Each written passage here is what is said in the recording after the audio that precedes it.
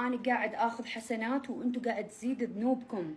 أنا ليش الله موفقني؟ الحمد لله والشكر. أولا ما عندي أذية على أحد، أنا بمنطقة شعبية، ومنطقتي الشعبية يعرفون كل الزين. أنا عمري ما قصرت ويا أحد، اللي عنده فاتحة فازعت له، اللي عنده عرس فازعت له، اللي عنده مشكلة فازعت له، الواقع بشدة فازعت له، والناس يعرفون أنا إيش قاعد أحكي. أوكي، هاي بيني وبين رب العالمين، أنا ما أحكي بيها.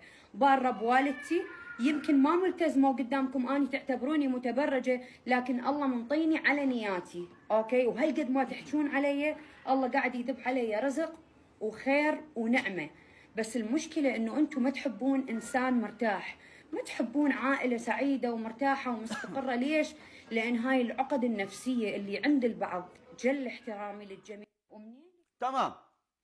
هنا شهد نزلت يمكن حوالي 10 سنابات، الله لا يكذبني. تمام. وبررت وقالت يابا اول شغله انه انتم دا تقولون الشاعره اسمها شهد، او الشاعره ماكو شاعره غير شهد. لا، احنا عندنا شاعرات، اكو من عندهن معروفات واكو من عندهن ما حد يعرفهن اصلا، وبالذات شاعرات الاغنيه. ممكن شاعره ما حد شايفها ما حد يعرفها. تمام. المهم احنا موضوعنا وين؟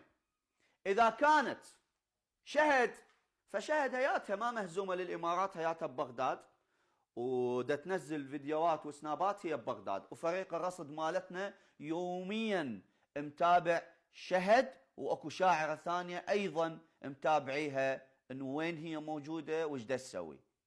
فشهد لحد الان ماكو عليها شيء، ولو عليها شيء ما اعتقد هيك شهد كليندايزر تبقى قاعده ببغداد وهي مسويه هيك عمل كبير، مستحيل.